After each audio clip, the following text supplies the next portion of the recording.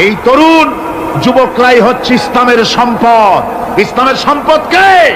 তরুণ আর যুবকেরা। তোমাদের অবদান ইসলামে সব চাইতে বেশি। মনে রাখবেন যুবকেরা, শোনো, ইসলাম প্রতিষ্ঠিত হয়েছে তোমাদের রক্তের উপরে। কাদের রক্তের উপরে?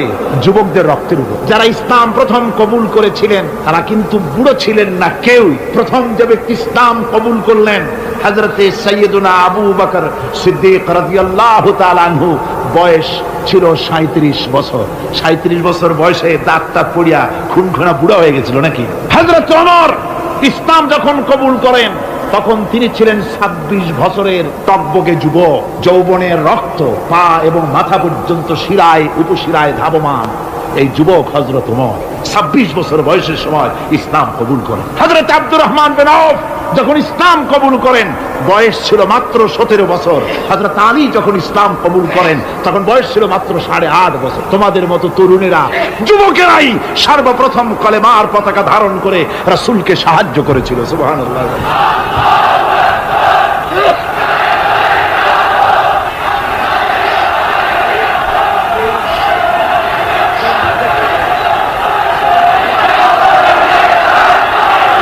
আমার মুসলমান ভাইয়েরা থামুন।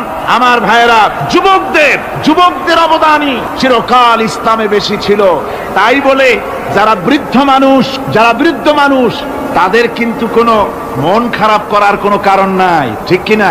যেহেতু আমরা যারা বয়সের প্রান্তে এসে গেছি আমরাও যৌবন কালটা পেরিয়ে এসেছি, ঠিক কিনা? আরেকটি কথা, কিয়ামতের দিন কোন বুড়ো মানুষ বেহেশতে যাবে না, সব যুবকরা যাবে। বেহেশতে যাবে কারা?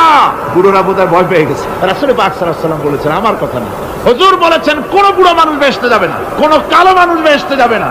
এখন রাসূল যদি বলেন তার কথাই তো আইন। হুজুর বলেন কালো মানুষ বেহেশতে যাবে না, একটা কালো মানুষ কান্দিয়ে তো পড়ি। হুজুর বলেন কেঁদো না, তুমি যখন বেহেশতে যাবে চাঁদের মতো সুন্দর চেহারা নিয়ে বেহেশতে যাবে। বুড়ার কান্না দেখে হুজুর বলছেন কেঁদো না, তুমি যখন বেহেশতে যাবে আল্লাহ তোমার যুবক বানায় পাঠায় দিবে। যেহেতু বেহেশত হচ্ছে যুবকদের জন্য। সুবহানাল্লাহ। অত নাজ নিয়ামত, অত আনন্দ, বুড়া মানুষে তো খাইয়া খুইয়া বেহেশত নষ্ট করি ভালো। এই জন্য যৌবন দরকার, স্বাস্থ্য দরকার বেহেশত উপভোগ করার জন্য। সেই জন্য বেহেশত যাবে কারা? তরুণেরা যাবে। কারা যাবে? তরুণ তরুণী দিয়ে আল্লাহ পাক বেহেশত ভরে ফেলবেন। সুবহানাল্লাহ। আমার তরুণেরা, যুবকেরা শোনো, রাসূলুল্লাহ তোমাদের কত সম্মান দিয়েছেন। কে সম্মান দিয়েছে? রাসূলুল্লাহ এক জায়গায় বক্তৃতা করছে।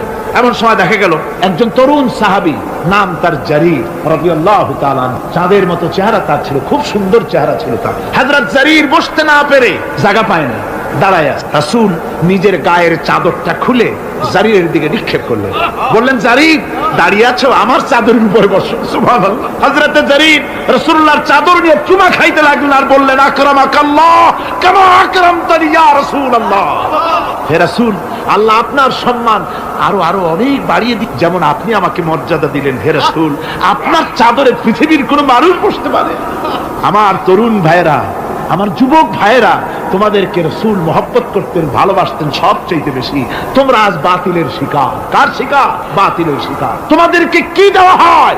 যে সব রাজনৈতিক দলের যুবক যারা তোমরা এখানে আছো, জিজ্ঞেস করি তোমাদের নেতারা তোমাদেরকে কি দেয়? দেয় অস্ত্র, দেয় টাকা, দেয় নারী ভোগ করার জন্য পয়সা, তোমাদের চরিত্র ধ্বংস করার জন্য সব রকমের হাতিয়ার তুলে দেয়। তোমাদের হাতে শোভা পায় কলম, হাতে শোভা পায় খাতা, হাতে শোভা পায় বই। বই খাতা কলমের পরিবর্তে তোমাদের নেতারা তোমাদের হাতে তুলে দেয় স্ট্যান্ড গান, তুলে দেয় হেরোইন, তুলে দেয় টাকা। এরা তোমাদের নেতা নয়, এরা তোমাদের জীবনের দুশমন। জনগণেরা কি?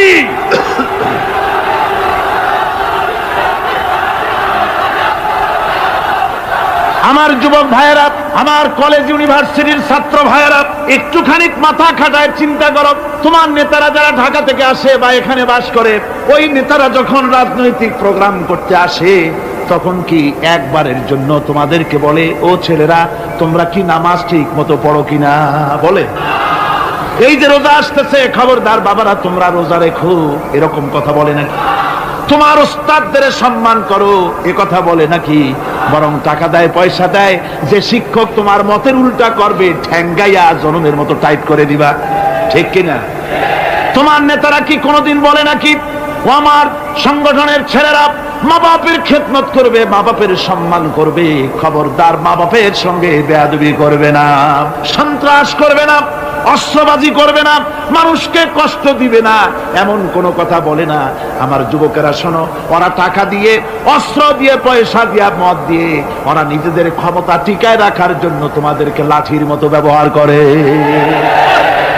সুতরাং আজকের তরুণদেরকে বুঝতে হবে, তরুণেরা ভালো করে বোঝো, তোমরা রাসূলের সৈনিক, তোমাদের পক্ষে সম্ভব। রাসূল আমি বুঝতে পেরেছি কথা যেহেতু তরুণদের, আর তরুণদের জনসমুদ্র, কাজী জনসমুদ্রের মধ্যে উত্তাল ঢেউ তো সৃষ্টি হবেই, স্বাভাবিক।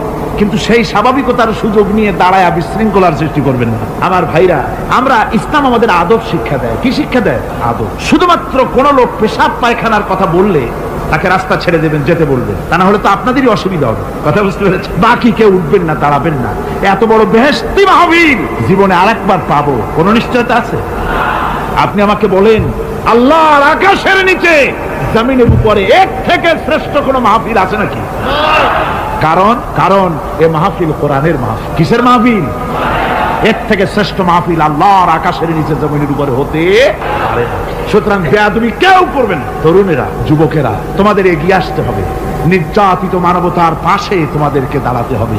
আজ শ্রমিকরা তাদের ন্যায্য পাওনা পাচ্ছে না, কৃষক তাদের উৎপাদনের মূল্য পাচ্ছে না, নারী তার সতীত্বের গ্যারান্টি পাচ্ছে না। মানুষেরা আজ নির্যাতিত, নিপীড়িত।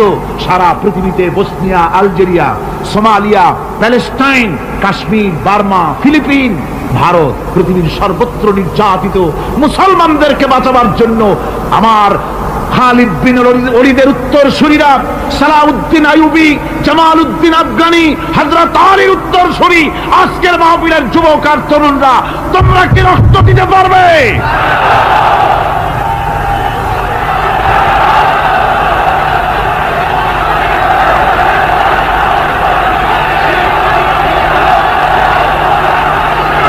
আমার মুসলমান যুবকেরা,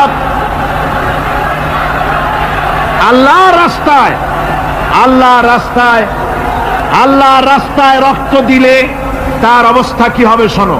আল্লাহ রাব্বুল আলামিন বলেছেন, ওয়ালা তাকুলু লিমান ইউকতালু ফি সাবিলিল্লাহি আমওয়াত বাল আহইয়াউ ওয়ালাকিন লা তাশউরুন। আল্লাহ রাব্বুল আলামিন বলেন, আমার রাস্তায় যারা নিহত হয়েছে, আমার রাস্তায় যারা জীবন দিল, ওরা মরে গেছে এই কথা তোমরা বলো না, ওরা জিন্দা। ওরা কি?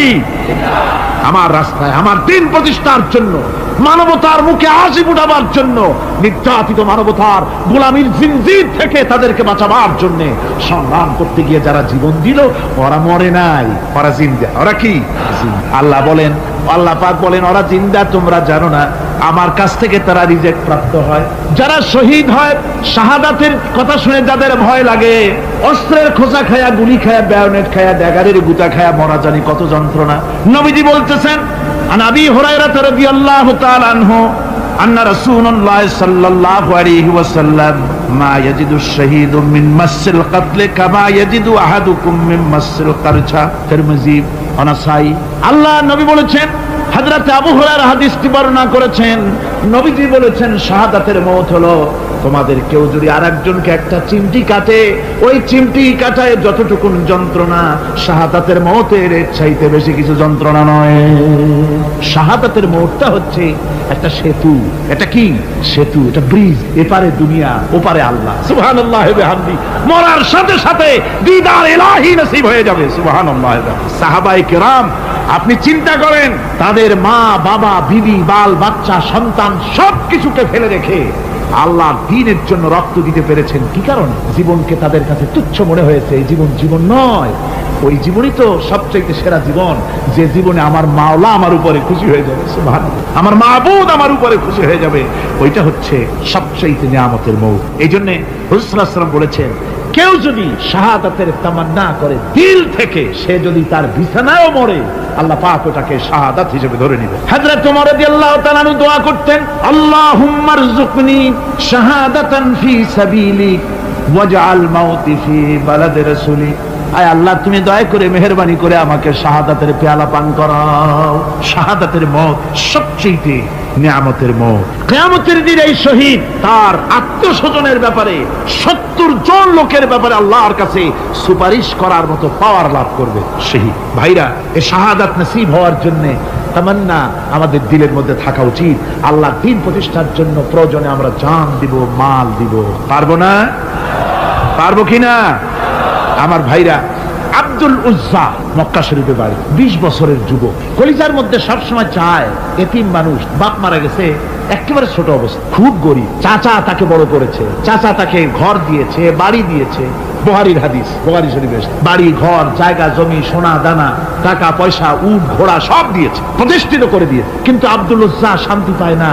রাসূল পাক সাল্লাল্লাহু আলাইহি ওয়াসাল্লাম দ্বীনের দাওয়াত দিচ্ছেন, মন চায় তাওহীদের এই সূরা সেও পান করে, কিন্তু চাচার ভয়তে পারে না। মনটা চাচ্ছে, আহা, চাচা যদি ইসলাম কবুল করতো তাহলে আমার জন্য ব্যাপারটা সহজ হয়ে যেত। এভাবে চিন্তা করতেছে। হঠাৎ একদিন রাসূল পাক সাল্লাল্লাহু আলাইহি ওয়াসাল্লাম হিজরত করলেন।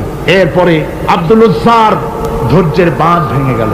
আব্দুল উজ্জা গিয়ে বলছে, চাচা, মুহাম্মদ সাল্লাল্লাহু আলাইহি ওয়াসাল্লামের নাম তো নিশ্চয়ই শুনেছেন। বলে, হ্যাঁ শুনেছি। তিনি যে ইসলামের দাওয়াত দেন, ওটা আপনার কাছে কেমন লাগে? তার মানে বলছে যে আমার কাছে তো খুব ভালো লাগে। চাচা, ইসলাম কি কবুল করবেন? এই অগণিত মূর্তির সামনে মাথা নত করে আমাদের কোনো লাভ নাই। এই মূর্তিগুলি আমাদের কোনো সাহায্য করতে পারে না।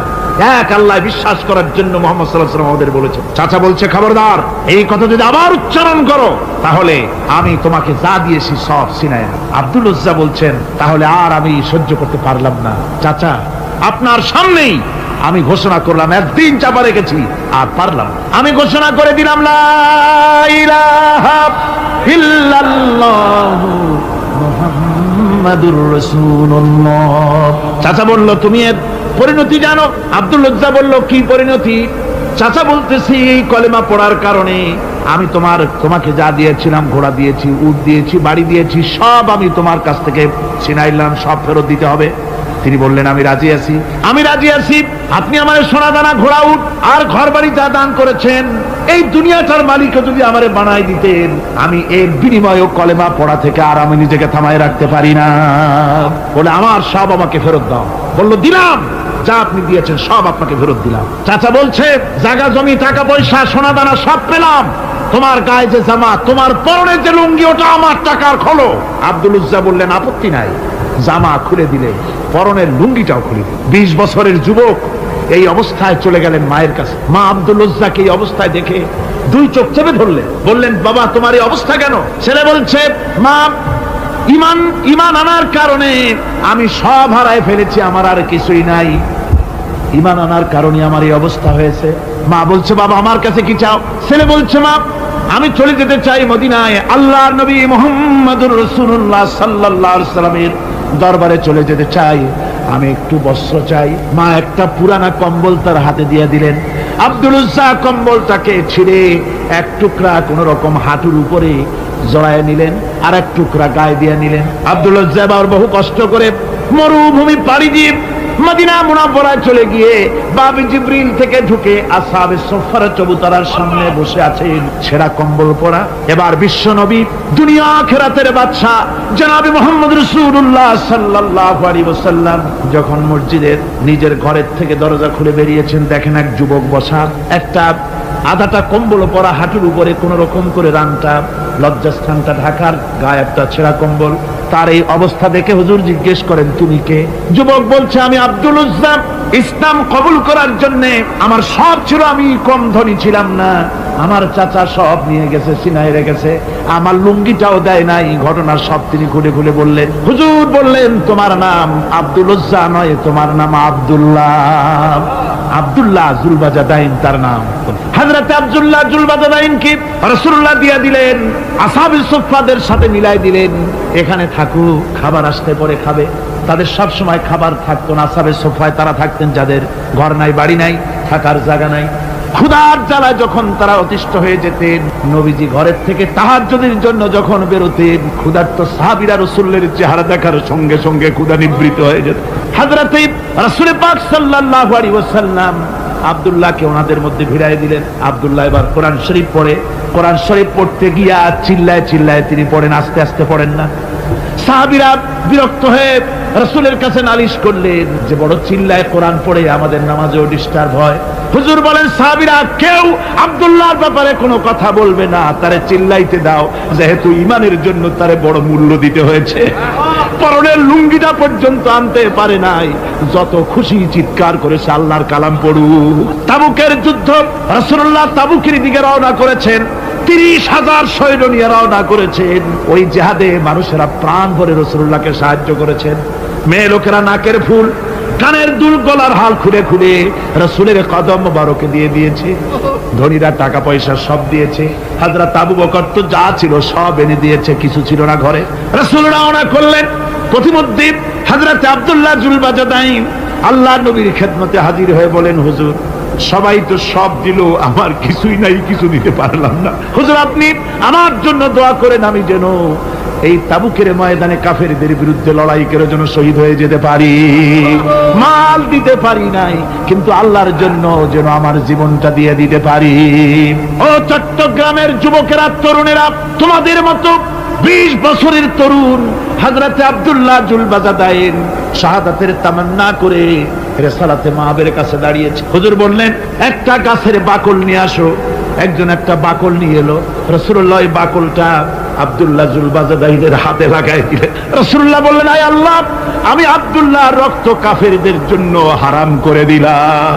হযরত আব্দুল্লাহ বলছেন, ইয়া রাসূলুল্লাহ, আমি চাইছিলাম শহীদ হব, আর আপনি আমার রক্তটা হারাম করে দিলেন কাফেরদের জন্য। আল্লাহর নবী বলেন, আব্দুল্লাহ রে, কোনো চিন্তা করো না, তোমার মৃত্যু যদি জ্বরেও হয় আল্লাহ রাব্বুল আলামিন তোমার শাহাদাতের দরজা দিয়ে দিবে। তাবুকের প্রান্তরে চলে গেলেন। কয়েকদিন ওই তাবুকের ময়দানে থাকায় রাসূলের কাছে খবর এলো আব্দুল্লাহ মারাত্মক জ্বরে আক্রান্ত হয়ে ইন্তেকাল করেছেন। রাসূলুল্লাহ বললেন, আমি জানাজা পড়াবো। হযরতে আব্দুল্লাহর জানাজা হলো গভীর রাত। কবরের ভিতরে একজন দাঁড়ায়া লাশ ধরার জন্য একজন কবরের ভিতরে দাঁড়িয়েছে। 2 জন লোকে লাশ নিয়ে আসতেছে। হযরতে বেলাল আলো উঁচু করে দাঁড়ায় ধরে আছে। অন্ধকার রাত, কবরের ভিতরে একজন দাঁড়ানো, লাশ নিয়ে এসেছে 2 জনে। কবরের ভিতরে যিনি দাঁড়ানো তিনি বলছেন, এই লাশকে তোমাদের ভাইকে আদবের সাথে কবরে রাখো। কবরের মধ্যে যিনি দাঁড়ানো তিনি আর কেউ নয়, বিশ্বনবী মুহাম্মদুর রাসূলুল্লাহ সাল্লাল্লাহু আলাইহি ওয়াসাল্লাম। হযরত রাসূলুল্লাহ বলতেছেন, আবু বকর, ওমর, তোমাদের ভাইকে আদবের সাথে কবরে রাখো, খবরদার বেয়াদবি করো না। কবরের মধ্যে আল্লাহ নবী আব্দুল্লাহ জুলবাজাদাইনকে নিজ হাতে শোয়াই দিয়া কবরের উপরে পাথর বিছিয়ে দিয়ে নবীজি বললেন, রব্বুল আলামিন, আজকের এই সন্ধ্যা পর্যন্ত আমি আব্দুল্লাহর প্রতি রাজি ছিলাম, তুমিও আব্দুল্লাহর প্রতি সন্তুষ্ট হয়ে যাও। হযরত ইবনে মাসউদ রাদিয়াল্লাহু তাআলা আনহু বলেন, আমি চিৎকার মেরে কেঁদে কেঁদে বললাম, আল্লাহ, আজকে যদি এই কবরে আব্দুল্লাহ না হয়ে আমি হতাম, আমার কিসমতটা ভালো হয়ে যেত। যুবকেরা, ও তরুণ মুসলমানেরা, তোমরাই রক্ত দিয়ে ইসলাম কায়েম করেছো। কে কায়েম করেছে ইসলাম? মুসলিম তরুণেরা, মুসলিম যুবকেরা। তোমাদের অবদান সব চাইতে বেশি। আজ মুসলমান যুবকদের চরিত্র নাই। মদ, জুয়া, জেনা, ব্যভিচার করে করে সর্বনাশ করে দেওয়া হলো। সরকারি ভাবে, বেসরকারি ভাবে, বিভিন্ন ভাবে যুবকদেরকে মিসগাইড করার জন্য মদ দেওয়া হয়, টাকা দেওয়া হয়, অস্ত্র দেওয়া হয়, সব দিয়ে যুবকদের চরিত্র নষ্ট করা হচ্ছে। অথচ যুবক হচ্ছে একটা জাতির মেরুদণ্ড। জাতির কি মেরুদণ্ড? এই মেরুদণ্ডকে ঘুরে ধরেছে, এই মেরুদণ্ড নষ্ট করার ব্যবস্থা করা হয়েছে। আমার মুসলমান ভাইয়েরা, হাদিস থেকে শোনো, বদরের প্রান্তরে যুদ্ধ হবে। রাসূলুল্লাহ সাহাবায়ে কিরামদেরকে রেডি করেছেন, কিন্তু এই যুদ্ধটা বড় মারাত্মক। এই জিহাদ বড় মারাত্মক। জিহাদ হবে, চাচার বিরুদ্ধে ভাতিজা জিহাদ করবে, বাপের বিরুদ্ধে সন্তান অস্ত্র ধারণ করবে, ভাইয়ের বিরুদ্ধে ভাই অস্ত্র ধারণ করবে।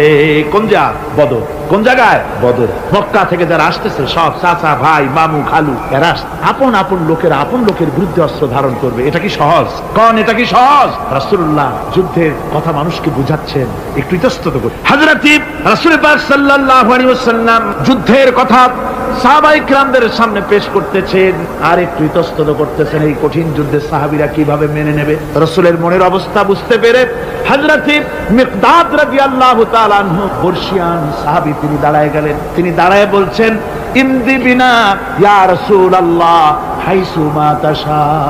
হে রাসূল, আপনি আমাদেরকে নিয়ে চলুন, আল্লাহ যেদিকে আপনাকে যেতে বলে, হাইসু মা তাশা, আয় হাইসু মা আমারাকাল্লাহ, যেদিকে আল্লাহ আপনাকে যেতে বলেন আমাদেরকে নিয়ে আপনি সেদিকে চলেন। ইন্না লা নাকুলু লাকা কামা ক্বালা বানু ইসরাঈল লিমূসা আলাইহিস সালাম ইযহাব আনতা ওয়া রাব্বুকা ফাকাতিলা ইন্না হাহুনা কাঈদুন। আমরা মুসা আলাইহিস সালামের উম্মতের মতো বলবো না যে হে মুসা তুমি আর জিবরাইল আর তোমার আল্লাহ যুদ্ধ করো, আমরা ঘরে বসে আরাম করি, এ কথা আমরা বলবো না হুজুর। বাল ইযহাব আনতা ওয়া রাব্বুকা ফাকাতিলা ইন্না মাআকুমা মুকাতিলুন। হে রাসূল, বরং আমরা বলবো আপনি যুদ্ধ করুন, আপনি আমাদের নিয়ে চলুন, আমরা লড়বো আপনার সাথে কাফেরদের বিরুদ্ধে, ততক্ষণ পর্যন্ত লড়বো মা দামাত আইনুম মিন্না তাতাররাফ।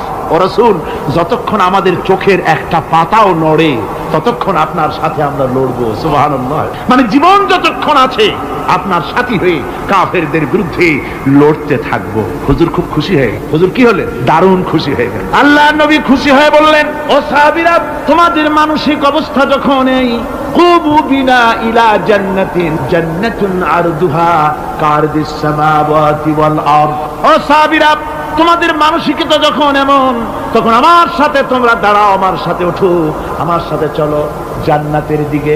রাসূলুল্লাহ বলেন, আমার সাথে চলো বেহেশত। কোন বেহেশত? এমন বেহেশত যে বেহেশতের বিশালতা আর প্রশস্ততা ওই বিশাল আকাশ আর জমিনের চাইতেও বেশি। এই বিরাট জান্নাতের দিকে চলো আমার। ফাকামা উমাইর বিন হামাম ওয়া কানা ইয়াকুলু তামার। যুবকেরা, তোমাদের মতো তরুণ, তোমাদের মতো এক যুবক যার নাম উমাইর, তিনি দাঁড়িয়ে গেলেন, হাতে ছিল খোরমা।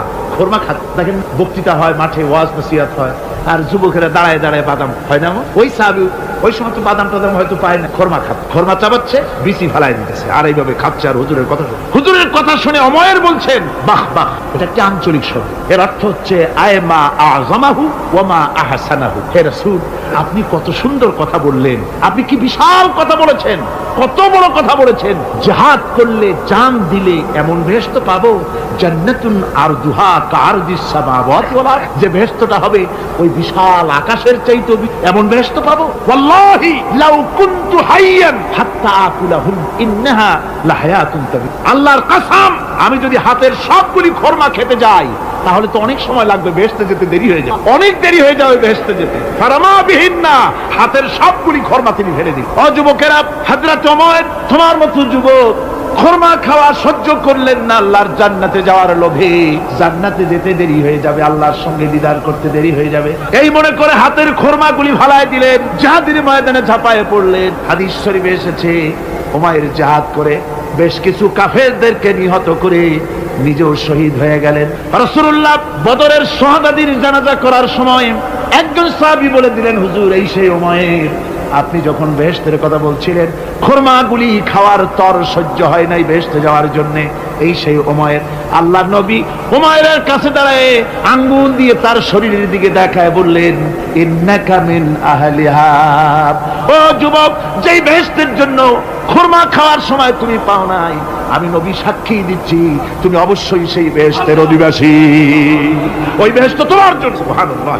আমার ভাইরা, কিয়ামতের দিন এই জান্নাত আল্লাহ রাব্বুল আলামিন দান করবেন ওই সব লোকদের জন্য যারা জান দিবে, মাল দিবে, রক্ত দিবে আল্লাহর দ্বীনের জন্য। কিসের জন্য? আল্লাহর দ্বীন কায়েমের জন্য। যারা জান মাল ওয়াকফ করে দেবে, জীবনকে উৎসর্গ করে দেবে, তাদের জন্য আল্লাহ পাক এই বিরাট নিয়ামত রেখেছেন।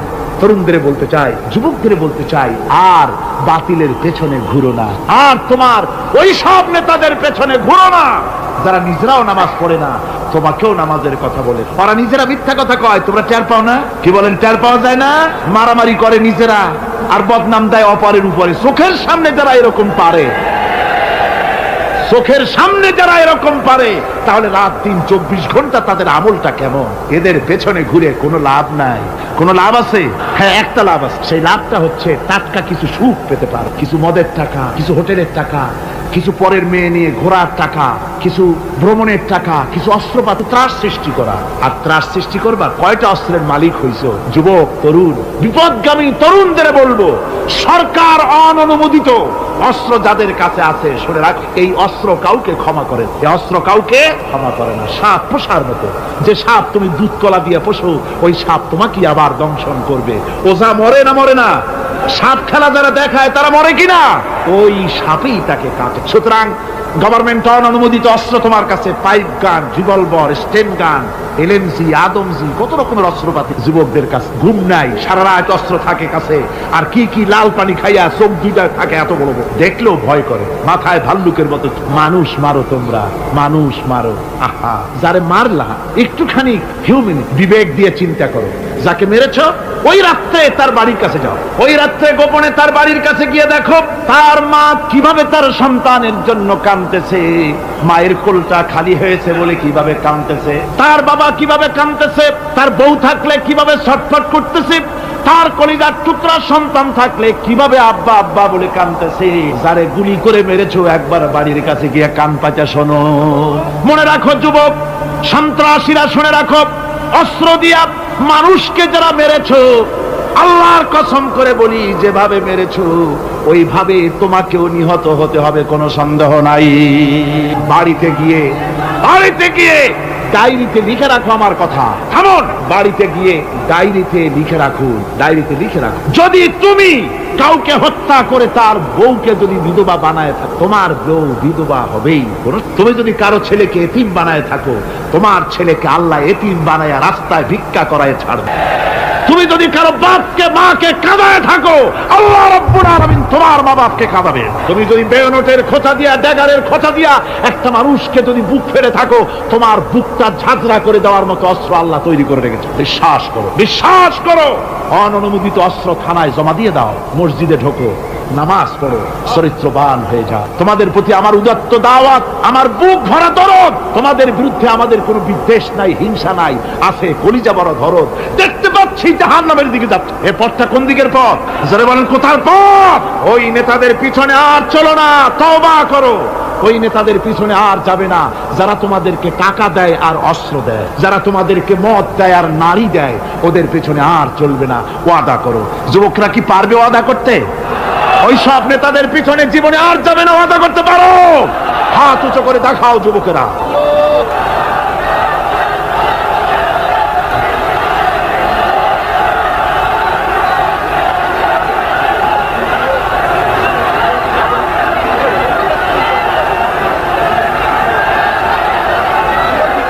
আমার মুসলমান ভাইরা, আমি তো দাঁড়াতে বলি নাই।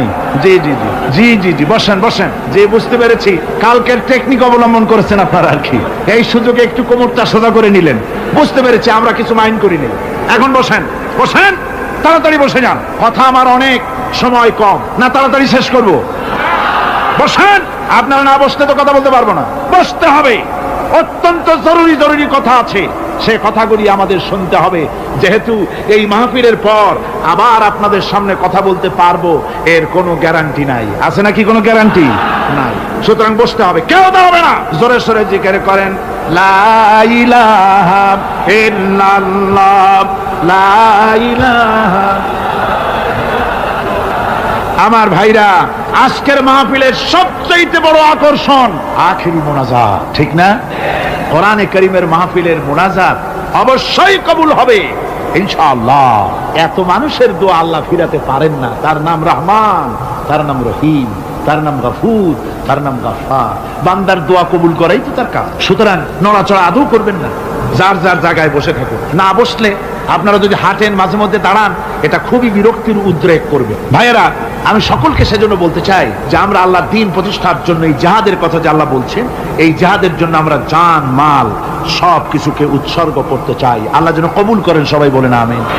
আনন্দ, আরাম আর বিলাসিতায় আমরা আমাদের জীবনকে ভাসায় দিয়ে, যার কারণে আমাদের জিল্লতি। এ মুসলমানদের উরুজ, এ মুসলমানদের তারাক্কি কিভাবে আসছে শুনুন। বিশ্ব কবির ভাষা, বিশ্ব কবি আল্লামা ইকবাল रहमतुल्लाह अलैहि বলেছেন, আ তুঝে বাতাও তকদীরে উমম क्या है, आ तुझे बताओ तकदीरे उमम क्या है, शमशेर उसना अव्वल ताऊस और बाबाखीर। এসো আমি তোমাকে এই জাতির উন্নতির কথা শোনাই। এই জাতির উন্নতি তখন হয় যখন এক হাতে থাকে কোরআন আর এক হাতে থাকে তরবারি, তখন হয় জাতির উন্নতি। আর এই জাতি যখন কোরআন আর তরবারি ছেড়ে দিয়ে যখন তানপুরা, বেহালা, সারিন্দা, নারিন্দা, গিটার, ফিটার, সারেগামা, পাদানিসার পেছনে যখন লাগে, কপাল তখনই পড়ে।